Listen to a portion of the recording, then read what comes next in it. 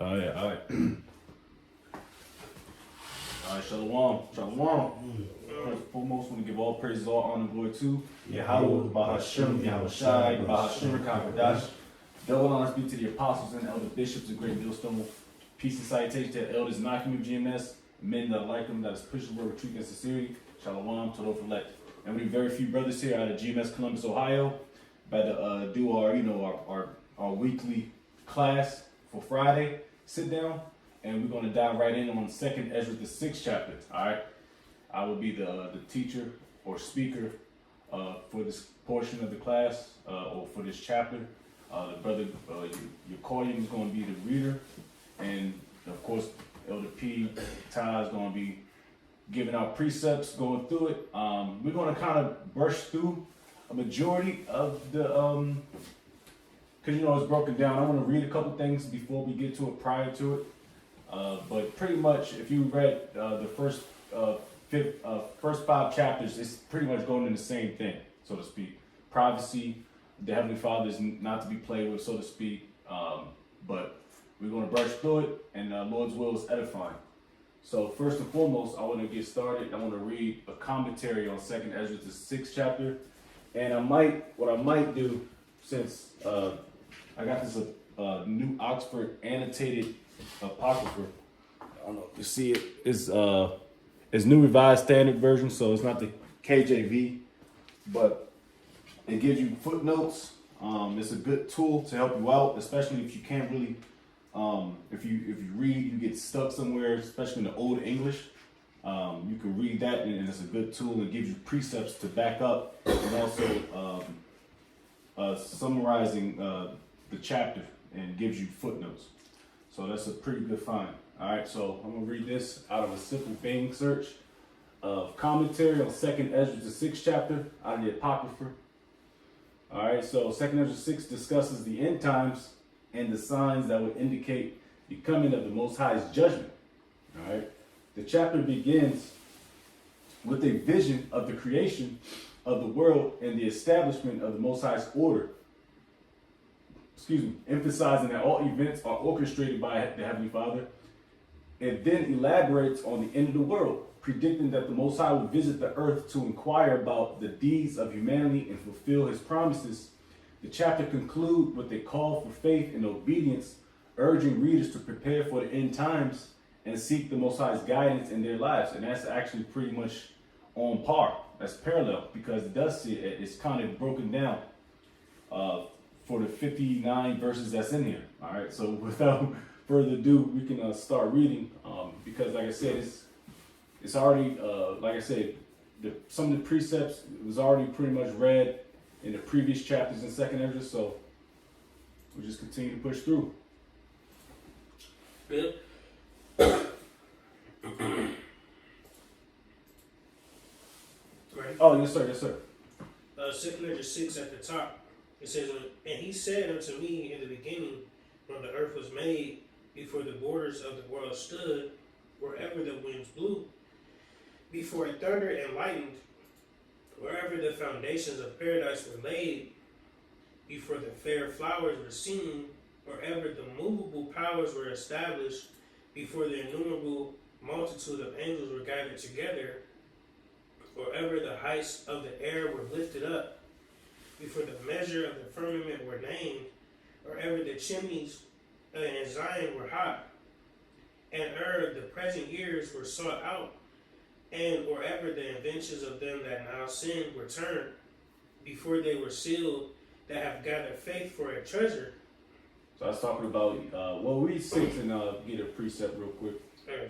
Verse 6, it says, then did I consider these things, and they all were made through me alone, and through none other. By me also they shall be ended, and by none other. There it is. Hey, so we get Isaiah 45, 5-7. All right, like I said, the Heavenly Father, He's in His own competition. All right, there's nothing like Him. All right, so He created all that, of course, with the Alahayim that you can read about in Genesis. All right, so it was intangible because the Yahweh Bashem Yashai is pretty much the CEO of this whole situation. So CEOs have workers. He's a boss or capo. Well, well, you more than me with soprano situation. Capo's It's like a captain. it's a captain, so yeah, pretty much. So he's the head honcho. I don't want to disrespect. All right, so Isaiah 45. It's Isaiah 45:5. It says, I am Yahweh, and there is none else. Mm-hmm. There is no God besides me. I girded thee, though thou hast not known me, that they may know from the rising of the sun and from the west that there is none besides me. I am Yahweh, and there is none else. I form the light and create darkness. I make peace and create evil. I, Yahweh, do all these things. There it is. That's plain and simple in a nutshell, man. All right, so we can continue reading. We can read to Genesis. Salakia.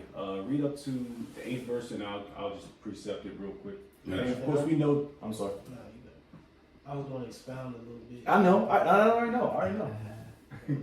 Wait, you talking about me reads or? No. You can expound, but you can keep reading. Oh, okay. Yeah. So just again, like you said, that commentary joint was perfect. Yeah. You know what I'm saying? And pretty much this is continuing from the 5th chapter. All right, so pretty much ultimately, the angel explaining to Ezra, how, these are things, the things prior, all right, to creation, all right, and ultimately, like it says in the 6th verse, it says, then did I consider these things, and they all were made through me alone, and through none other. By me also they shall be ended, and by none other, So, yeah. And that's fire, because once you read in the latter times, or Right. maybe around the 30th something verse, it tells you about that. Right. So he pretty much saying the things that he created, ultimately, concerning judgment, so on and so forth, the end times, are going to be ended by him as well, So the beginning and the end is his, you know what I'm saying? That's what that. Yeah. And you can read, and I think through the Spirit, I want to read a few precepts just to clarify a few things as far as wording wise. I may, I think I put some notes into it, but you can go ahead. You mean read that? Oh, no, I got it. Oh, okay. Yeah, and if I can add too, This this is beautiful. Like the first 5 verses, beautiful. You know what I'm saying? Because the Lord already had all these. So pretty much he already had all this planned out. Mm-hmm. So everything prior to creation, he had it all. Or he's seen it all. You know what I'm saying? Before he even created it, he's seen everything. The beginning, the end, the things that he was going to create. Even like it says in the 5th verse, it says before the innumerable multitude, or Shalakia. Is that it? No, Shalakia. The 5th verse, it says before they were sealed, that have gathered faith for a treasure was concerning the elect. So even before the elect, you know what I'm saying, it was created and sealed, when, ordained, so to speak, in the earth, he already thought of the things, pertaining to the end. You know what I'm saying? And that's you know what I'm saying? Like all events that happened in transpired on earth went through his, his mind, so to speak, Back in that 2nd Ezra 6 and verse 7, it says, Then answered I and said, What shall be the parting asunder of the times, or when shall be the end of the first and the beginning of it that followeth? And he said unto me, From Abraham unto Isaac, when Jacob and Esau were born of him, Jacob's hand held first the hill of Esau. For Esau is the end of the world, and Jacob is the beginning of it that followeth. Yeah, so we know this is the Hebrew Israelite starter package. All right, everybody out of this. If you didn't read the whole chapter, you at least read those few precepts. All right, because now Ezra is asking questions. Because this is going into the prophetic times. All right. Now I was watching the video through the Spirit earlier because we already know this breakdown. All right. If you've been in the loop for a hot second or a cold minute, you know what I mean. We know about what's going on. This is symbolic, and we can get Genesis the 25th chapter. All right, this is a symbology because Jacob held the heel of Esau because Esau is the oldest son. So he came out first, and Jake was he was fighting Esau up in the womb. Knockout Kings 2000 type shit. They was tussling. That shows you that two nations are in the womb. Now you want to get to the point. I believe I got Genesis 25, 25, and 26. Just to recap it, because like I said, this is a very common precept that we always kick out. It's Genesis 25 and 26. And after that came his brother out, and his hand took hold on Esau's heel. Yeah. And his name was called Jacob. And Isaac was 80 years old when she bare them. Yeah, so straight to the point, like we know the story of Genesis 25th chapter of Esau, Jacob tussling as brothers. The first one came out first as a hairy garment. All right, we know the story. Mm-hmm. And like I said, I was watching Elder I can't even pronounce it anymore. The elder out of South Carolina. I'm not even going to butcher it. Manatazak, yeah, come on, the water. Manatazak. And he was going into a video about an Edomite, saying they're not the real Edomites. All right. Now, if you go into these words, where we at? The world. Did we get to that already? Yeah. Verse 9. The word world, and it says I can read that off the New Oxford Annotated Apocrypha. And it's going to tell you what it actually means. It says 2 Ezra 6 and 9. It says, now Esau is the end of this age, or ion, I believe, for Greek. Eon, the water, eon, for Greek. All right, this age, and Jacob is the beginning of the age that follows. So, so that's the end of the age or an era of Esau, Edom. And this talks about the latter end times, which you can read further back into 2nd Ezra. Which you go into 2nd Ezra 9th chapter. And then you go back to 2nd Ezra the 11th or 12th, which goes back into when Esau was in the Roman Empire, which, we're going to lose when we get to that part. But, it's jumping, But if anybody want to make a point on that, because, we can dice, we can kill it, we can go crazy on this one. Yeah, verse, like you said, what shall be the party, because you got to understand Ezra's mindset. He's concerned about the end times and pretty much the decisions of the Heavenly Father. And he was vexed too. Yeah, he was vexed at the state of the nation of Israel. So he's inquiring, when is all this going to end? When is Israel going to be out of this state? You know what I'm saying? So like the brother made beautiful point. You know what I'm saying? He's taking all these things in consideration, like, you know what I'm saying? What's the parting and center of the time? What's the dividing of the times, man? Like you said, one shall be the end of the first and the beginning of it that followeth. Like you said, these are prophetic times, man. Well, that's beautiful, bro. And that's what, and it's so crazy because reading this, now we're literally in this scripture. In the latter end, because like the breakdowns of Daniel. We can. That's a whole nother lesson for just these few verses, because you can break down the feet, which is the resurrection or the second coming of the Roman Empire, which we're in the latter time now. We're not in the brass, so we're not in the top, the statue in Daniel. Or the little horn. Yeah, we're not in those times. Not in the Greek Empire, not in the Babylonian Empire, which of course. Oh, I thought you was Babylonian. All right, nigga. We're not in the antiquity Babylonian Empire. Neo-Babylon. The Neo-Babylonian Empire. We are in the revitalization that's spoken about in Revelation, I believe the 13th chapter. Okay, quick. If I get into that word real quick, age, just to add to that point, online etymology for the word age. It says long but indefinite period in human history, lifetime, lifespan. Skip down a little bit. Let me skip down to, it says old age and age as a period of life.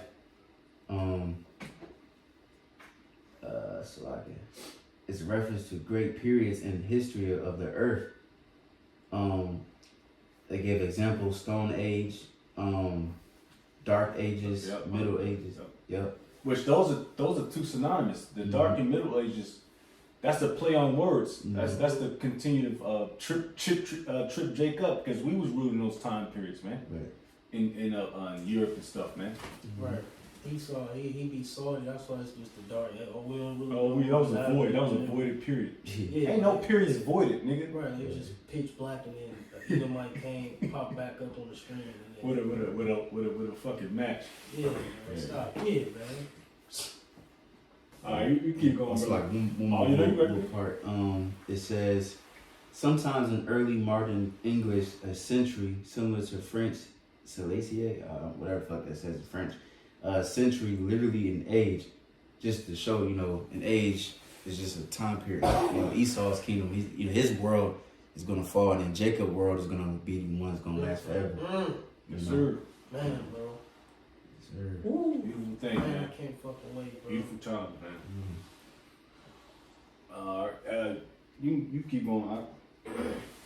It's 2 Corinthians 6 and verse 10. It says, the hand of man is betwixt the heel and the hand. Other question Esdras, asked thou not? I answered then and said, O Lord, that bearest rule, if I have found favor in thy sight, I beseech thee, show thy servant the end of thy tokens, whereof thou showedest me part the last night. So he answered and said, And Ezra's got a lot of questions. He was vexed, but he still had a lot of questions. Down the was going to kind of, he's like, all right, man, you being presumptuous, and because sometimes but he was tight. You know what I mean? But you keep going. And took 15, man, of course. Yeah. It says, verse 13, so he answered and said unto me, stand up upon thy feet, and hear a mighty sounding voice, and it shall be as it were a great motion, but the place where thou standest shall not be moved. And therefore, when it speaketh, be not afraid, for the word is of the end, and the foundation of the earth is understood. Everything's already established. All right, and of course the Heavenly Father knew that, but Ezra really didn't understand that. Right? The foundation's everything's already established. So he's like, no, don't be afraid, man. Stand up on your feet. Grab it. If I could expound a little bit on the 3rd and 14th verse. So like he said, so he answered and said unto me, stand upon thy feet. So he told him to arise, Mm-hmm. and hear a mighty sounding voice. Now here's the part. And it shall be as it were a great motion, but the place where thou standest shall not be moved. So a chariot overcame measures and started to speak, and the mighty sounding voice came from the chariot. So like it says, and it shall be as it were a great motion, but the place where thou standest shall not be moved. So he just standing still, and like if a plane or something swoop through, do you feel that motion? You know what I'm saying? Or something hovering over you like a helicopter, you just feel that motion, but you're standing still. So a chariot, came over Ezra's, and like I said, and here in that mighty voice spoke from that chariot. You know what I'm saying? Yep, it says. So some brothers, interpret that could have been Yahweh Shai, or just an angel, just like when what was that? Is that Acts 1? When Yahweh Shai he got taken back up to heaven. What was that Acts 1? Yeah. Excellent. He was like, this is my beloved son, my well pleased hear ye him. So the chariot spoke for measures, or spoke that, or the voice came from the chariot and spoke for Ezra. And like he said, and that's why he said in verse 15, and therefore when it speaketh, be not afraid. So when you hear that voice coming from the chariot, don't be afraid. It says, for the word is of the end, like he said, because this is, and then when you go further into the chapter, you're gonna break it down, and then it's gonna be them prophetic times of the end. So the chariot, the voice from the chariot is speaking concerning the times of the end. That's why he said, don't be afraid, because you're gonna hear all this, like, damn, you know what I'm saying? Heart start, palpitating, and y'all nervous and shit. That's why I said, be not afraid. It says, for the word is of the end, and the foundation of the earth is understood. Yep. And it's spoken even more understandably in these in the annotated joint. And if the place where you are standing is greatly shaken, while the voices speak, and do not be terrified, because the word concerns the end, and the foundations of the earth will understand. Beautiful. You know what I'm saying? So, Alright. yeah, so that chariot came to sup with him to give him, you know, more tokens, more signs, you know, etc. concerning the end. Oh, yeah, just going further. I just, Yeah. I'm getting amped the fuck up. Hey, you go ahead, keep reading. Yes, sir. 2 Corinthians 6 and verse 16. It says, and why? Because the speech of these things trembleth and is moved, for it knoweth that the end of these things must be changed.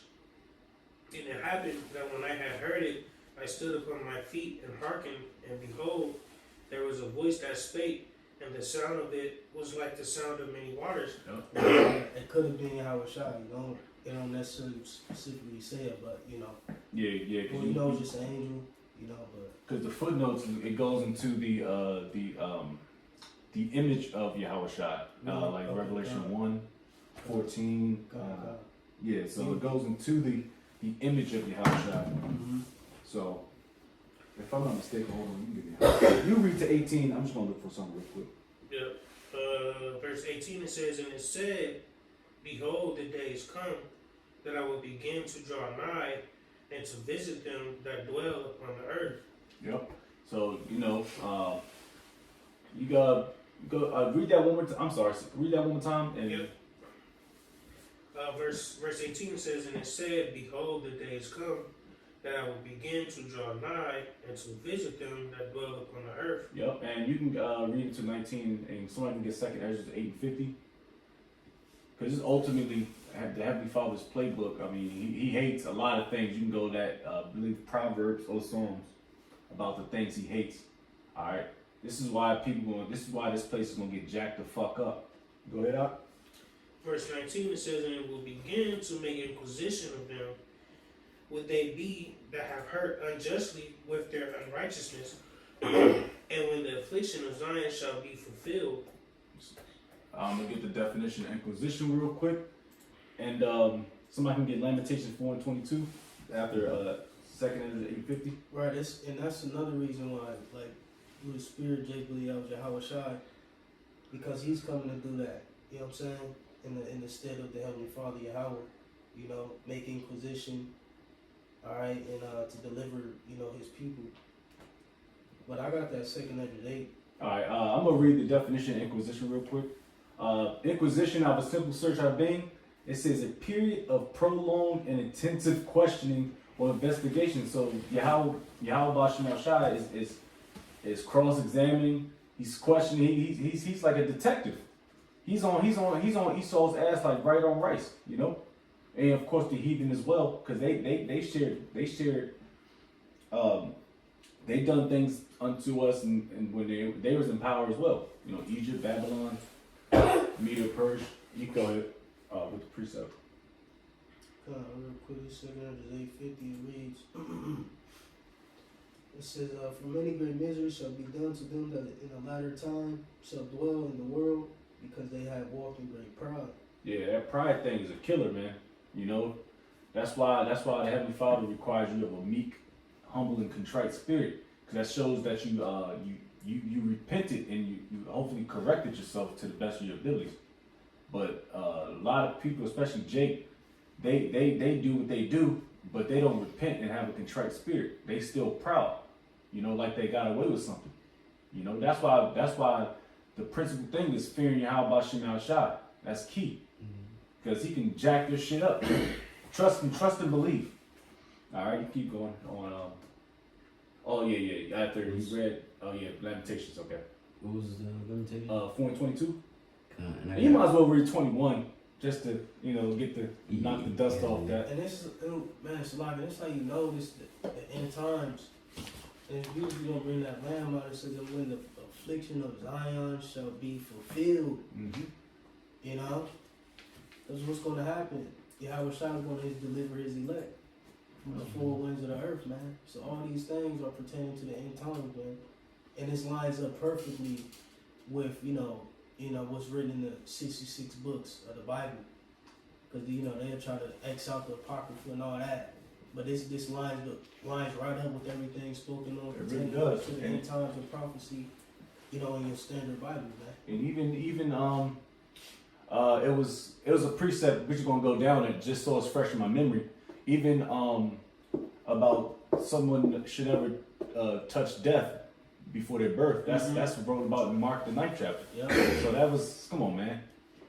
All right. Yeah, some of these shall not see death. Mm-hmm. We gonna get that when that joint pops up. And I got that precept. I got a word too after that. Okay. Lord willing, Limitations 4:21 says rejoicing. Oh, my fault. Did you finish? Yeah. Okay, come. It says rejoice and be glad, O daughter of Edom, that dwellest in the land of Uz. The cup also shall pass through unto thee. Come on, man. And that's what's happening now, because you see so many videos of the you know who's. They're getting like exposed. People are booing them at the Olympics, and it's just like the shit's getting thrown back at them. All the shit they threw at chiefly you so-called blacks, Hispanics, and Native Americans, because they threw shit at our slaves.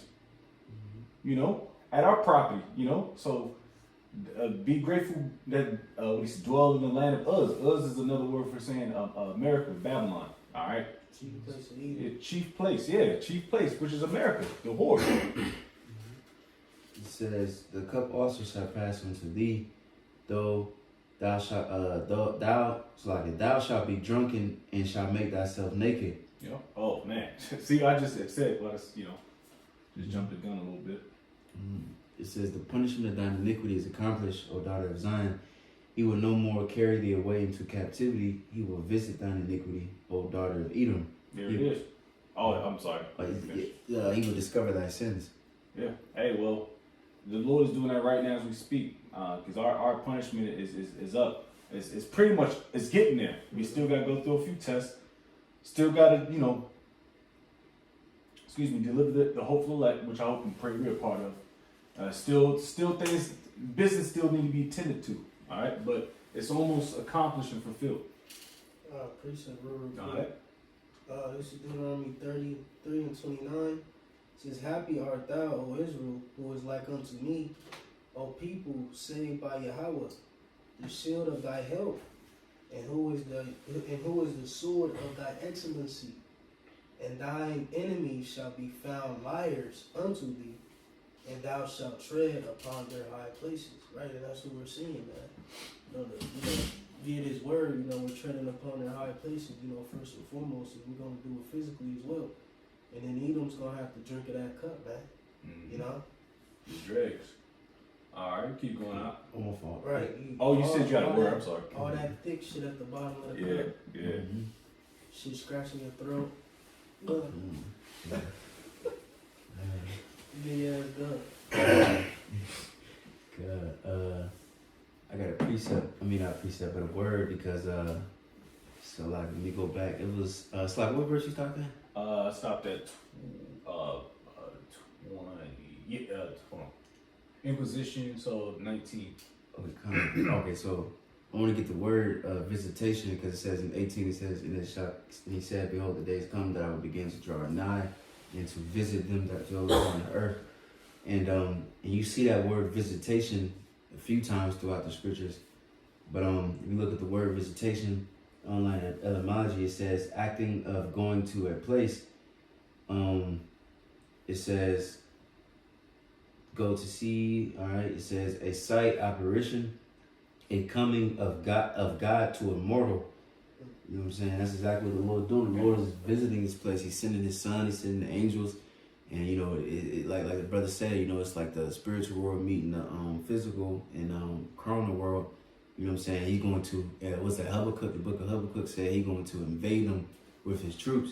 You know what I'm saying? The Lord going to literally invade this place where there's chariots and He's going to send the cavalry. He's going to send the real cavalry, not those punk ass Edomite cavalries in the Midwest. Come on. And I got a couple more. It says also a special dispensation from heaven or divine favor, which visitation could be good or bad. Mm-hmm. You know what I'm saying? But and then you go to the word verb, not verb, visit, verb. It says go, come to see a person or thing originally often of the Most High. Also, especially come to see the 6, so on and so forth. But then I skip down to the end of it. It says the general sense of come or go, pay a call. The meaning come upon, overtake, afflict, in reference to sickness, punishment, etc. Originally of the Most High, send divine judgment upon. You know what I mean? So that, you know, the Lord gonna visit this place. He gonna visit with godly judgment. But that was the point. Hell yeah. Mm-hmm. All right, you keep going, brother. Back in 2 Measure 6 and verse 20, it says, when the world that shall begin to vanish away shall be finished, then will I show these tokens, the book shall be opened before the firmament, and they shall see all together. You read up to 22 and I'll get a couple precepts. And the children of a year old shall speak with their voices. The woman with child shall bring forth untimely children of 3 or 4 months old, and they shall live and be raised up. And suddenly shall the sown places appear unsown, the full storehouses shall suddenly be found empty. Yeah, so verse 20 pretty much is open up the seals. It's truth. All right, we can get Revelations, the 5th chapter. Start at 1 and Daniel 7:10, and also and also, you know, speaking about just real quick 21 and 22, you can get the children premature. That's a new thing. Premature, because it tells you when I read it in the Oxford, it says, children a year old shall speak with their voices, and pregnant women shall give birth to premature children at 3 and 4 months. And they shall live and leap about. And just like if you read back in 2nd Ezra, the 5th chapter, about how men's life cycle is cut short, you know, so this. But you can go ahead. God, if I could add to verse 20 as well, that's also tapping into that Psalms 19, dealing with the internet, you know, and the truth being spread abroad, you know, like I said, via the firmament. You know? Okay. It says the book shall be opened before the firmament, and they shall see all together, because the internet. The World Wide Web. Yeah. Damn. That's fly shit. Excuse me, fly shit, you know. Yeah. That's fly. And to add on to you about the premature babies, you when you look at Esau's tech, Jay know you can pull these joints up where they got fetuses. Or they probably like 3-4 month little, you know, half babies, whatever the fuck. Still translucent. Still translucent and shit. But they feeding them nutrients and shit. And they put them in like a bubble. Put them in an artificial womb, and then they grow into, you know what I'm saying, a whole newborn, man. Yeah. That's literally happening, bro. And these are all signs and tokens of the end. You couldn't do that in the ancient world with a premature baby. Nope. But now what the scriptures speak about, you know, the technology or knowledge shall be increased. Yeah. You know what I'm saying? And that's literally happening. Young children, y'all see the videos of young children talking early and saying, you won, and you know what I'm saying? Yep. Won and all that shit. Speaking, you know, nice full sentences. Bro, this is heavy, bro. This is literally it's happening. It's fire. The more and more we do these classes, the more and more, of course, understanding is like, damn, actually, like, yo, this, I mean, it's, you know, of course, the scriptures is fly, but it's like, damn, when you really dive into it and you get open, you know, continue to dwell, meditate upon the scriptures. And that's a precept too. They say that's a commandment. All right, because you know some brothers, they don't have the vision as much as, or the experience as other brothers do. So if you have a brother that's real zealous in the precepts, more of a visionary, then and that kind of wears on the other brother, and that's beautiful, man. You know, that's a blessing. But the precepts, I believe, I call for. Revelation 5 first. If you want, yeah, you go ahead. Yeah, I go read it. Just to, you know, Revelation 5 and 9. It says, and they sung a new song, saying, Thou art worthy to take of the book and to open the seals thereof, for thou wast slain and hast redeemed us to the Most High by thy blood out of every kindred and tongue and people and nation. Right, you know, so Yahweh Shai, he was worthy to open those seals, which is the understanding of his truth. With those seals being opened and scattered abroad into the chosen men, you know, to push the word, the truth and sincerity. Our Lord, as well, open up the internet, for this word and this gospel to be spread abroad across the four winds of the earth. Like the scripture says, this gospel shall be preached, then the end shall come. And that happened via the prophets of the Heavenly Father, man. Straight up. All right. You said Daniel 7:10. If you want, yeah, you already got the point, but if you want to read. Kind of says Daniel 7:10. The fire stream issued and came forth from before him. Thousands and thousands ministered unto him, and 10,000 times 10,000 stood before him. The judgment was set, and the books were open. Yeah, I mean that's the prophets that you see before you. I mean, you can go into when this thing came about during the late '60s. All right, Elder High Priest Abba Bivens, and then his men after them. Y'all know the names. Then apostles and elder bishops. So, and then you got ministers, which are servants of Yahweh Shem Yahushai, thousands upon thousands, which is pretty much the 144,000 men. That's pushing his word with truth and sincerity. You can keep reading. You ain't got nothing else. Oh, Daniel? Oh no, that's good. That's good. Oh, Back in Second Ezra. And Second Ezra 22, of course, that goes into future prophecy as well. I'll probably just get that real quick. I didn't even write it down. I know it's in Second Ezra 16, but that's talking about the storehouses being shut. But we can keep reading. Yeah, famine. Yeah, famine, calamity. Calamity, so on and so forth. Mm-hmm. Second Ezra 6 verse 23, and the trumpet shall give a sound, which when every man heareth, they shall be suddenly afraid. Well, yeah. I mean, trumpet, when you make a noise like a watchman, you make noise, you make some type of noise. There's different types of noise for different types of situations. I think I wrote down Revelation 8. Might be going somewhere with that. Let me see. Yeah, pretty much. When you look at it prophetically, them Amber Alerts and shit. Mm-hmm. You know what I'm saying? Those are gonna be them sounds, them trumpets ultimately. And like it says, they shall be suddenly afraid. They seen them prank videos where they like, this is not a test, this is not a test. Yeah. You know what I'm saying? And shit, grandma scared as shit. She done twinkled on herself and shit. You know what I'm saying? She done drizzled on herself and shit. Them chaotic, sounds and noises concerning the end. Yeah, and also when we go into the seals of the books and go into the trumpets, especially when you're dealing with Revelation, that goes into the destruction. Mm-hmm. The vials, the destructions, so that goes into what we're talking about with Second Ezra chapter 6 as well. And of course, pretty much all the chapters of Ezra's. I'm about to revisit 11 and 12, but that's of course dealing with the Roman. But either way, that's I got a precept real quick. It was prior to his time. Yeah. Or, yeah. It was written. Those things were written prior to those times coming. Yeah, you're right. Yeah, because he wasn't. Yeah. I mean, to us it already happened. Yeah, but to him it wasn't. So that was fair enough. This is Zephaniah 1:14. It says, "The great day of Yahweh is near. It is near, and hasteth greatly. Even the voice of the day of Yahweh, the mighty man shall cry there bitterly. That day is a day of wrath, a day of trouble and distress, a day of wasteness and desolation, a day of darkness and gloominess, a day of clouds and thick darkness." And this is the main point right here. Verse 16, "A day of the trumpet and alarm against the fenced cities and against the high towers." You know what I'm saying? Just like the brother said, the Most High, he gonna have his trumpets, blowing. And then Esau, he got his trumpets and alarms too, with the sirens, just like with the situation that happened a couple years ago in Hawaii.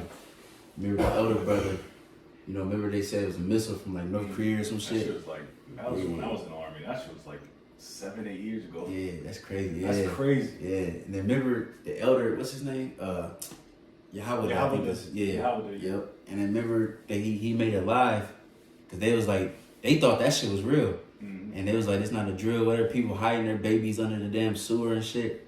And the elder, he was making a video. He was, he got emotional and, but you seen it was 10,000 people on his live. Mm-hmm. You know what I mean? That shows you, bro, a lot of these people ain't gonna get serious until it gets serious. But that's just going to some alarms and stuff like that. But you got it. You read up to 20, Because after this, after we get around to the 38th verse to 59th verse, of course we're going to get some bits and pieces at the last few verses, but it's going to reiterate from, Second Ezra's, the previous chapter. So we can get the reading towards the 27th, and we can get Bro, I this just one. want to, just concerning that Daniel 7 for the audience, that's ultimately dealing with the judgment, the end times, the books being open, Mhm. the works of men.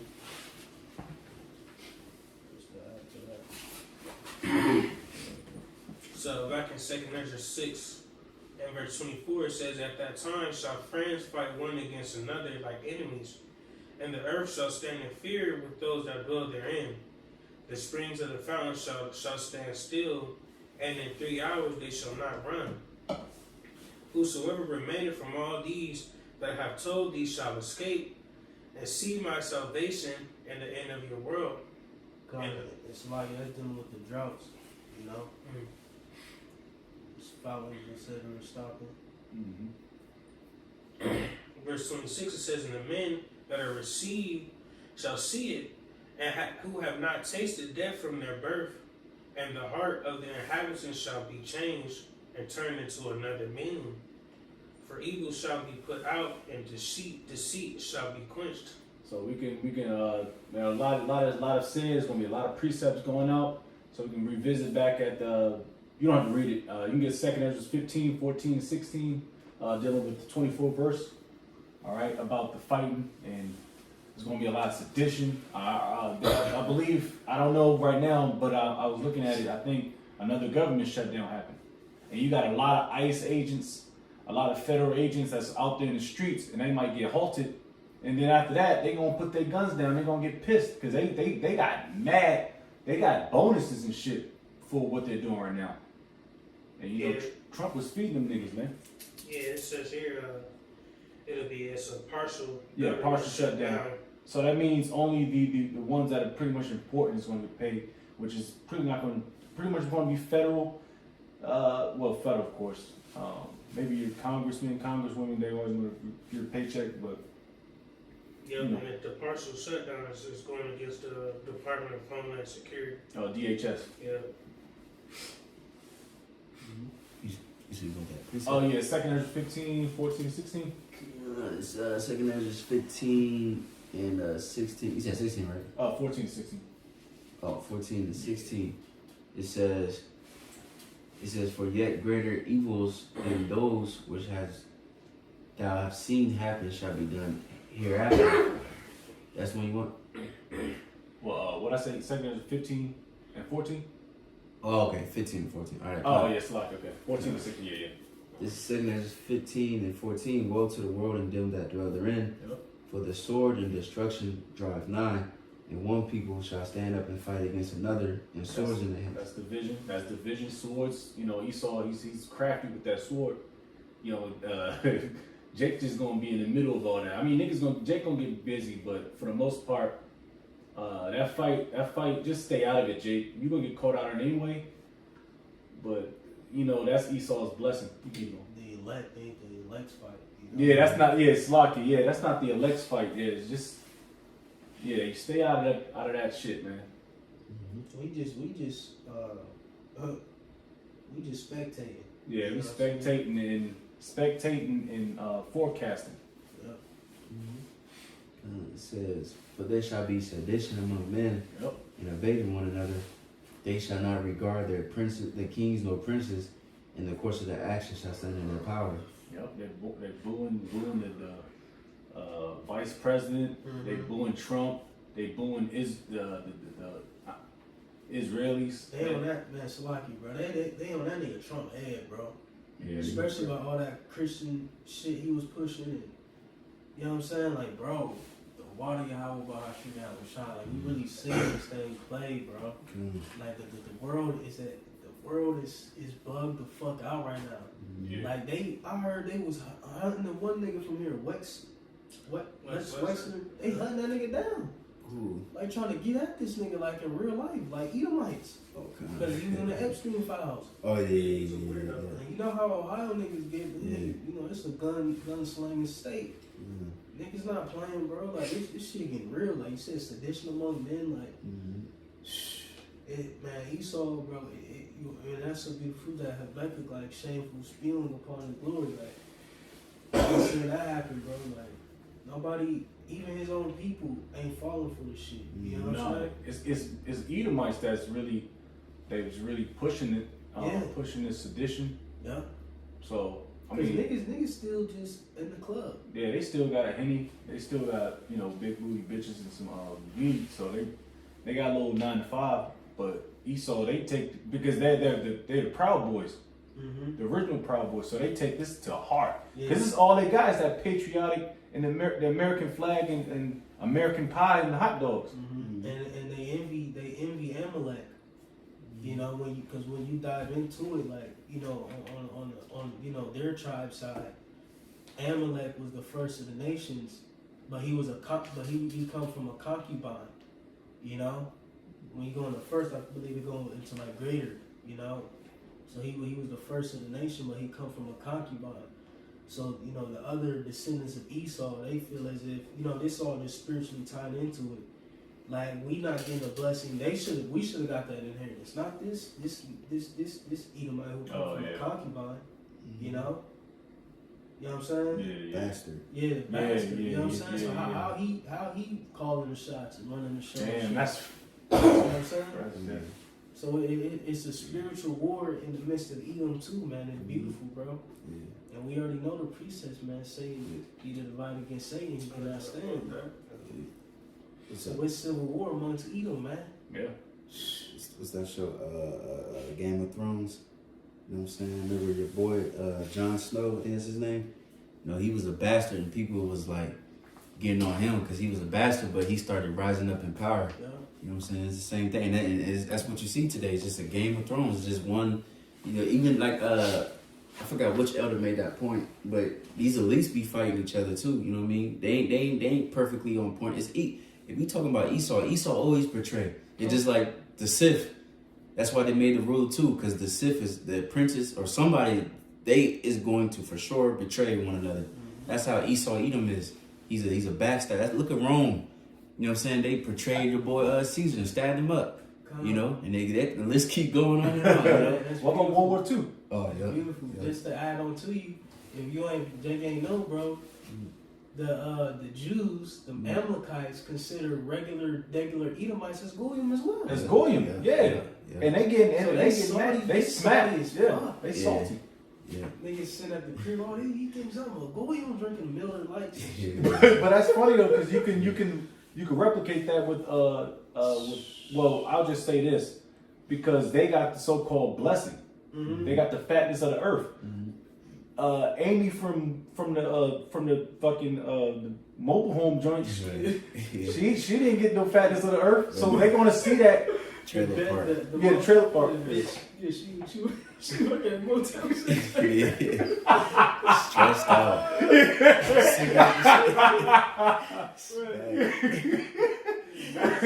Martha from Motel 6, this.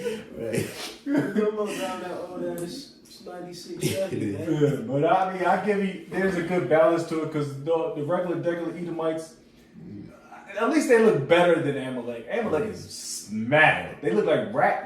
That's where they get the term. And I know it's a financial thing, but they literally look like the little curls and shit. Yeah. Like RATSs. The nose and with their little pose. Yeah, their little shaking the hands and shit. You know what I'm saying? Snack. All you have to do is like, if he had a ponytail, his whole face would look like a rat. Yeah. The structure. The structure look like a rat. You know, the rat's got that small triangle That's type head. That would be the nose. Then the body, then that big ass head would be like the body with a ponytail, look like a rat. Yeah. Nasty. Snack. Hideous. Big, long ass nose. What's the nigga on Phineas and Ferb? Bro, that's a spirit. I just mentioned that. Trapezoid nose. Dr. Doofus. That's him, bro. You notice a lot of cartoons, like the villain, like what's that old shit? Simpsons. That one. Smithers, whatever. Billy, what's that witch that get that bitch the apple?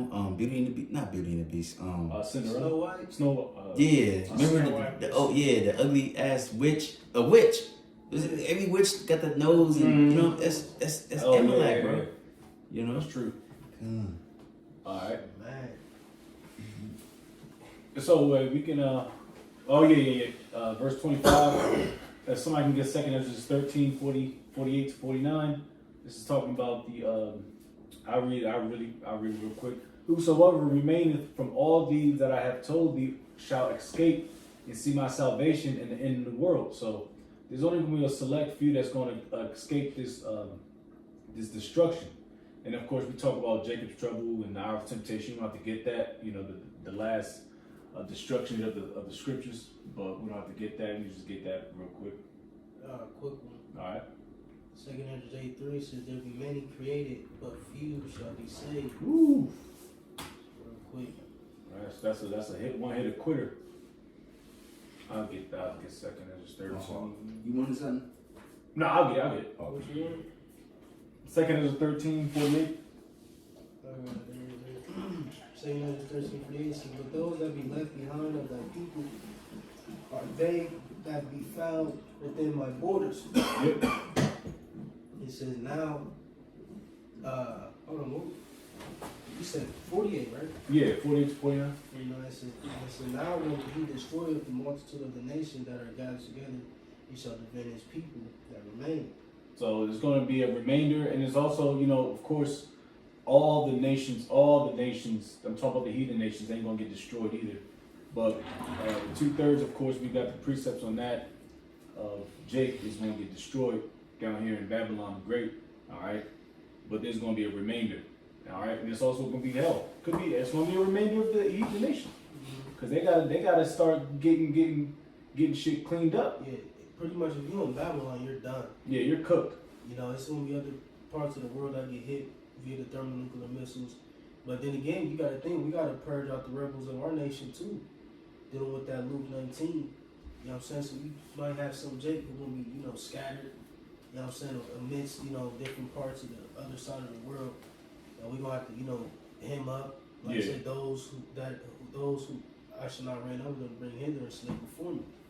That's concerning Jacob and, our people. Yeah, and 1 Peter 4:17, gotta visit Jake first. But that's why that's why when you think or you reminisce or you think about your life, this is why Jake be all fucked up. We're fucked the most. The Jake that's fucked up the most is in Babylon, North South America.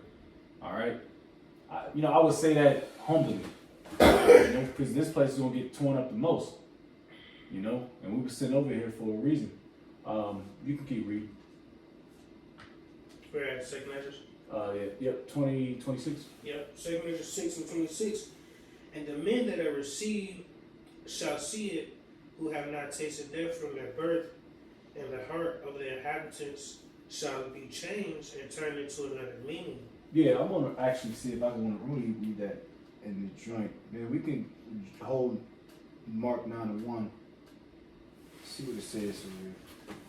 It says, and they shall see those who were taken up, who from their birth had not tasted death, and the heart of the earth's inhabitants shall be changed and converted to a different spirit. So that's talking about your celestial to your terrestrial to your celestial in Corinthians in the 15th chapter. All right, but of course you get beamed up. Some, and it's not talking about you never tasted death, because we all have tasted death. We're not 2,000 years old, 2,000 to 4,000 years old. No. All right. Pertaining to these times. It's pertaining to these particular times in the latter end. Because I don't really want to taste death, but if I have to eat death, Lord's will, I'm still of the truth, man. Real talk. But Got it. Mark 9:1 says, and he spake them, verily I say unto you, that there's be some of them that stand here which shall not taste of death, right? Because all these men end up dying, right? In that time. It says, till they have seen the kingdom of the Most High come with power. You know, so like you said, but that's pertaining to these times, man. You know, the latter times. Because all the apostles, you know, besides John the Revelator, all right, you know, Judas got replaced. All right, they died grievous deaths, man. Yeah. You know, all of this, you know, those who followed after the Lord, you know, died with the persecuted. You know, some fled. You know, some had to, you know, deal and died grievous deaths in the Roman Colosseums. They said, I sent forth the apostle blast. You know, that was dealing with the apostles being, you know, pretty much like the main event. You know what I'm saying? Concerning the Roman Colosseum, they had to probably fight a line. You know what I'm saying? And all that shit ended up dying that way. You know, so this is ultimately concerning the end times, man. All right, keep reading. Like in 2 Ezra 6 and verse 27, it says, "For evil shall be put out, and deceit shall be quenched. Mm-hmm. As for faith, it shall flourish, corruption shall be overcome, and the truth, which hath been so long without fruit, shall be declared." That's happening before your eyes. I mean, you know, that's plain as day what that means. All right, corruption shall be overcame. No more corruption on earth. All right, faith is going to be more established. All right, keep going. Verse 29, it says, "And when he talked with me, behold, I looked by little and little upon him before whom I stood. And these words said he unto me, I am come to show thee the time of the night to come, that thou wilt pray yet more, and fast 7 days again." Yep. So he had to go into he had to afflict himself within to get these visions. It says, "I shall tell thee greater things by day than I have heard, for thy voice is heard before the Most High. For the mighty have seen thy righteous dealing. He hath seen also thy chastity, which thou hast had ever since thy youth." So he was and you replace the word chastity with purity. Chastity pretty much goes into being not having sex and shit. If you look at the definition, but it says here it replaces with purity. So the prophet was worthy of receiving these visions. Just to expound a little bit on the 31st verse, it says, "If thou wilt pray more and fast 7 days again, I shall tell thee great things by day than I have heard." Right, so if the brother said he fasted another 7 days, hence, when you go later in this book, the tokens or the signs increased. 2 Ezra 15, 2 Ezra 16. So he fasted more and received even more visions concerning the end. You know, he got opened up even more. That fast, it was like 21 days. Yeah, 3 weeks. He got opened up to more visions, and you see it, and as you keep reading in this book, just got more and more and more and more and more in depth. You know what I'm saying? It's like when them I'm not too much in Dragon Ball Z, but Super Saiyans, it was like levels to being a Saiyan. Yeah. Nigga had his hair, it was getting whiter and whiter. Yeah. And white represents it represents wisdom,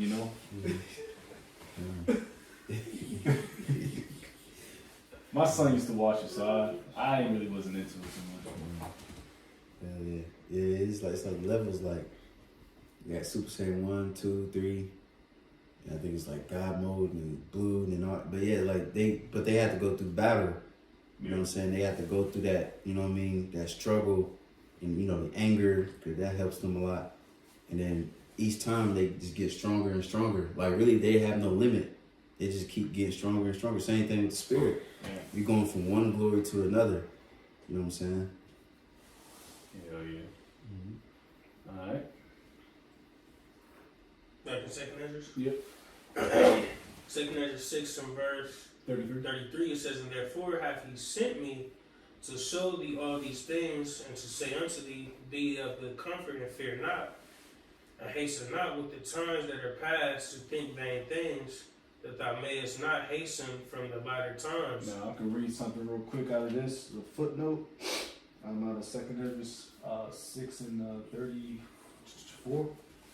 Says the conclusion, and this is from 30 to 34. The conclusion of the vision and you compare it to 2 Ezra 5 and 14 to 20, it says the seer is cautioned against being presumptuous. All right, and that's what he said. And I got a footnote that says, and somebody get Isaiah 43 and 18 real fast, if you don't mind, because Ezra's as being a seer is to see in the future, so to speak. All right, you can't dwell too much on your past. You'll bug yourself out. Even right now in this today's age, you'll like, God damn, you know. Go ahead. Oh, somebody else. Isaiah 48. Isaiah 43 and 18. Okay. So Isaiah 43:18 reads, "Remember ye not the former things, neither consider the things of old." Pretty much. Yeah. Cause you'll like I said, you'll continue to be vexed, just like how the prophet Ezra is going to continue to be. You can keep reading. Right, we're moving forward, man. You know, that's beautiful. You said that. And that's an issue I have personally. Yeah. But we all have it Likewise, as men. Yeah. It says, you know what I mean? We all have that issue. Mm-hmm. But it's just something we have to. That's why I'm really starting to really get busy with the Esdras, because it's like, man, it's like, I mean, all of them are like us, but we're It's like, relatable as hell. it's relatable, yeah. The scriptures are relatable to who the scriptures are for. The prophets. The prophets. Lord's will. Alright. Got a quick precede. Alright. It's Ecclesiastes 7:10. Say not thou, what is the cause that the former days was better than these? For thou does not inquire wisely concerning this. You know, so we don't really dwell too much on the past, good or bad. You know what I'm saying? We just gotta keep moving forward. You know what I'm saying? That's only direction we moving. You know what I'm saying? Let go of thy mortal thoughts. Mm-hmm. Fuck all that, man. It's hard, but Yeah, it's tough. It's a battle every fucking day. Maybe, man, I wish I didn't, but you did. And that's the will of the Lord. What my man May say? Milk. My man May said milk already spilled. Yes. Yeah, you can't. You know. Yeah. It's real talk. I mean, That's real. That's the hard part. Yeah. all right. You keep going, brother. That's his hardest bar, by the way. Yeah, okay. Okay. Top 5 anywhere. Back in 2 Ezra 6 and verse 35. And it came to pass after this that I wept again and fasted 7 days in like manner, that I might fulfill the 3 weeks which he told me. And in the 8th night was my heart vexed within me again, and I began to speak before the Most High. For my spirit was greatly set on fire, and my soul was in distress. Sheesh. Yeah, he was burning, man. He He was- wouldn't let up. It's just, God damn. And receiving visions like that, I mean, I had dreams, and I had my little situations, but he was like, yo, and especially like, you think, when Apostle John was on the aisle, you know, receiving his vision, I'm like, God damn, he must have been a blind biblical. I'm joking, but after that, you needed to, niggas, after niggas, they go through some traumatic stuff, all they want to do is spliff up, you know? You gotta drink. Yeah, you gotta get that strong drink, alright? Something That's why Yahweh Shai was to soothe your mind. yeah, that's why Yahweh Shai was considered a wine bibbler. He had to deal with niggas and the Romans. And Isaiah 53. Knowing his lot. Oh, yeah. Oh, man, hell yeah. They say he's acquainted with grief. Like shit, bro. And that's the spirit, bro, because I found myself watching The Passion of Christ the other day. Which we know they ain't Yahweh Shai, but it was I teared up on that, man. Man, I teared up. I was like, when we watched it, like 5 or something? 5, 6 years ago? Yeah. I know I was. I'm like, bro, That I was- was crying and shit. Like, what the fuck? But it's like, I was sitting thinking about that shit. And I mean, I believe they portrayed it well, you know, just like, concerning, but I was like, I just think like, yeah, I was shy, bro. Like, almost brought to tears. Like, damn. Yeah. It You was know a how order embarrassing for that shit was, and how much that shit hurted, bro. Yeah. Like, just hours of agonizing pain, bro. Hours, bro. Whipped, spat on, you know what I'm saying? Mocked, just going through different levels of torment, bro. And having to, go through every ounce of it, you know what I'm saying? Like, that's That's why he had that weak moment in the Garden of Gethsemane. You know what I'm saying? And is there another way? Because he knew how it was about to happen. That's why fuck you niggas who don't acknowledge Yahweh Shai, bro. Who try to play Yahweh Shai as a joke. Christ. Nigga, I wasn't Christ who did that, man. That was Yahweh Shai, bro, who did that, man. That's straight up. Oh man, that's you know? Dang, that's a lesson I want to kind of meditate on, because thinking about it, that's the reason why we still alive. Right, bro. Because he atoned for our sins. Anything, it's truth. Yeah, it's truth. The walk, everything. Yeah, you gotta give credit where credit's due. And that was Yahweh Shai, bro. That was Yahweh Shai, man. It wasn't Christ, bro. Yeah. That shit pissed me off. Like, niggas give that credit to Christ, to a white nigga, man. You fucking kidding me, man? To a banker. Right. To a long, you know what I'm talking about? Like, Yeah. bro, that shit fucked up, man. That's why Yahweh Shai, he mad, bro. He about to come and wreck niggas, bro. And reward those who stood stiffly for the names of Yahweh Bahashim Yahweh Shai, man. Those who really, truly believed and stood 10 toes behind his name, man. You know? It's like your man's getting into something from a distance, nigga talking shit about your mans. You have this, oh man, you got my man's fucked up. You know, it's like us, like, bro, you gotta get Howard Shine fucked up, man. We gonna stand still for the Lord. You know? That shit crazy, bro. But you can keep going. We can pretty much start flying through this. And I know there's gonna be the last few points, of course. The precepts that we all know, but keep going, bro. I think 38. 2 6 and 38. And I said, O Lord, thou spakest from the beginning of the creation, even the first day, and says thus, let heaven and earth be made, and thy word was a perfect work. And then was the spirit, and darkness and silence were on every side. The sound of man's voice was not yet formed. Then commandest thou a fair light to come forth of thy treasures, that thy work might appear. Bro, it's like, bro, like Ezra's is painting a picture like of a time when it was just Yahweh. You know what I'm talking about? It was just Yahweh. It says, it's like verse 39, it says, and then was the spirit, and darkness and silence were on every, it was just void, just black. Let me see. You know what I'm talking about? It was just Yahweh. Just, you know what I'm saying? Like, they understand that, bro? It was just Yahweh. It said the sound of man's voice was not yet formed. It was just dark. It was just Yahweh, bro. Like, just him. Yeah. You know what I'm saying? And it could have been cooler by the Heavenly Father, but His glory has to be magnified, and He's not going to be just echo and say, "Oh yeah," you know what I mean? It was just him. Like, that's crazy. That is crazy. That's crazy. I mean, yeah. Dang. And that's like it said in 40. It says, then commandest thou a fair light to come forth of thy treasures, and thy work might appear. See, that thy work may appear. Then he created Yahweh Shai. Then he gave Yahweh Shai the commandment, and then to make the elect. Then him and the elect created the or fused the elements to make light.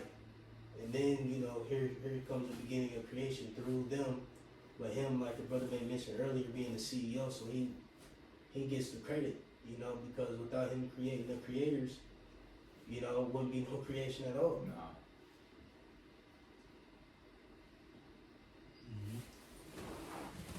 You want to go back in?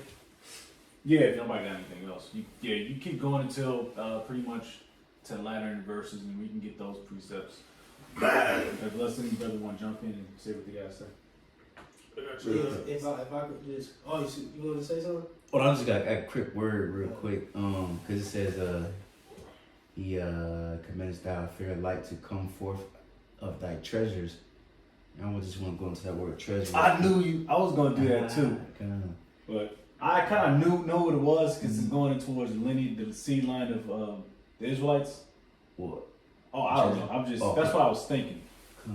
Well, let me read this. It says, Let me get to the point because it got the literal definition. One Okay, of these yeah. jewels, wealth accumulated. Then it go down. It says store treasure house to place. Hold on. I know I've seen something. I don't know where it's at right now. Hold up. No fault. Okay. It says lay down, make, create, etc. And there was one more point, Salakia. I don't know why I can't find it right now. Okay, here it is. It's the second definition for the verb. It says amass treasure, store up for the future. Like the brother said earlier, I think we read that scripture. You know, the Lord knew everything that was going to happen before it happened, before He even created us. You know what I'm saying? So it says, regard as precious, retain carefully in the mind. So I mean, you know, we don't know deep into the treasure of the Lord. You know what I mean? But it came from the Lord's mind. He spoke everything into existence. I want this to happen like this. I want the sun to do that. With the moon, I want the sons of men to do all that, whatever. That's coming from the mind of the Lord. And then He made His Son, obviously, and then His Son and the angels, they all spoke it into existence, and that just came from the thoughts of the Lord, the blueprint, Well, it was just Him, like it was just Him. Yeah. And then Salaki's upon, like he said, he said we only seen a few of His works. Yeah. So what else is He hiding? What else He got stored up in His treasures? Yeah. You know what I'm talking about? Mm-hmm. Like what's at the bottom of that joint? Like we just got the Rolex and a couple things that's on the top. But what's, you know what I'm saying? You feel me? He ain't even dig all the way into his chest yet. You know what I'm saying? Into his bag. Yeah, like you know what I'm saying? We only seen a few of His works. The things we know as mortals, bro. Because real talk, you said that he gave us Michael Jordan, Michael Jackson, and Mike Tyson. You know, because they're limited to their ball playing of, all that vanity shit. But and even that shit is splendor, like even that shit is fly. Nigga jump from the free, like I can't even jump straight. Nigga jump from the free throw line, they can't even bunny hop 2 times. Like god damn, he can't even jump over that counter. Yeah, and he saw this. He gonna jump from the front door to the back door, like pretty much.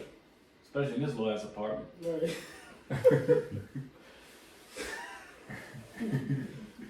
So that bro, it's like, man, bro. But if I can add though. So again, just overviewing the latter end of this chapter, Ezra is again, he pretty much going over the creation story, and he trying to come to terms with, again, why is this like this, if this is how you created things, and all this stuff is in your control, why is this thus, you know what I'm saying? So to speak, as you read. Just for the audience. Yep. From verses 38 to 59, pretty much. Yep. Yeah, because he's going to continue to ask, and get his, like it says, reiterated from 2 Ezra 3 and 2 Ezra 5, I believe. Yeah, but I know 2 Ezra 5, I don't think 3. Okay. All right, you keep going, bro. Back in 2 Ezra 6 and verse 40. It says, then commandest thou a fair light to come forth of thy treasures, that thy work might appear. Upon the second day thou madest the spirit of the firmament, and commandest it to part asunder, and to make a division betwixt the waters, that the one part might go up, and the other remain beneath. Upon the third day thou didst command that the waters should be gathered in the seventh part of the earth. 6 parts hast thou dried up and kept them, to the intent that of these some being planted of God, until it might serve thee. For as soon so he separated, seeds from the land. Just some being planted of the Most High until might serve thee. So you beautified the earth. You know what I'm saying? Flowers. All this gonna go into it. Verse 43 says, "For as soon as that word went forth, the work was made. For immediately there was great and innumerable fruit, and many and diverse pleasures for the taste, and flowers of unchangeable color, and odors of wonderful smell. And this was done the third day. And upon the fourth day, thou commandest that the sun should shine." Like if I could add, I tapped in. Well, when you tap into like in flowers of unchangeable color, it's like pretty much you can't mimic, you know, the color scheme of flowers in the sense of like, you know, like people creating like, you know, fabrics and all that, you know, how it's woven, like, you know, you know what I'm saying, like it's like it's woven so meticulously, like how it blends, and you know, it's different shades, like nothing can mimic like the color scheme of a flower or the color pattern of a flower. And it's like totality, like, you know what I'm saying? You can mimic it, make it look like it, but like, you know what I'm saying? Like how you blend different fabrics and like, you know what I'm saying? Like try to blend colors, like nothing can compare to how a flower does that, so to speak, you know? Verse 45, it says, "Upon the fourth day, thou commandest the sun should shine, and the moon give her light, and the stars should be in order, and gavest them a charge to do service unto man that was to be made. Upon the fifth day, thou saidest unto the seventh part, where the waters were gathered, that it should bring forth living creatures, fowls and fishes, and so it came to pass. For the dumb water and without life brought forth living things at the commandment of the Most High, that all people might praise thy wondrous works. Then didst thou ordain two living creatures, the one thou callest Enoch, and the other Leviathan, and didst separate the one from the other, for the seventh part, namely, where the water was gathered together, might not hold them both. Unto Enoch thou gavest one part, which was dried up the third day, that he should dwell in the same part, wherein are 1,000 hills." Right up, if I can add, that's concerning man, you know? And Leviathan, ultimately the sea beasts, Sea creatures. and all that. That's heavy, bro. Like he divided the land for different glories in the earth. Damn, bro. Like you got aquatic life. Like that's a whole. You know what I'm talking about? Like that's a whole different type of life. Like I'll breathe in air. I see trees. You breathe in the oxygen from the water. It's swim. It's like it's a whole different world to see algae. You know what I'm talking about? Like what the fuck, bro? Can't wait till we tap into all of that, bro.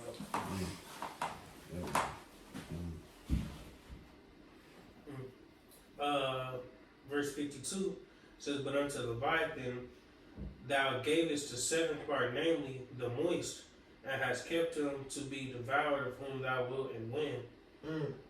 Upon the sixth day thou gavest commandment unto the earth, that before thee it should bring forth beasts, cattle, and creeping things.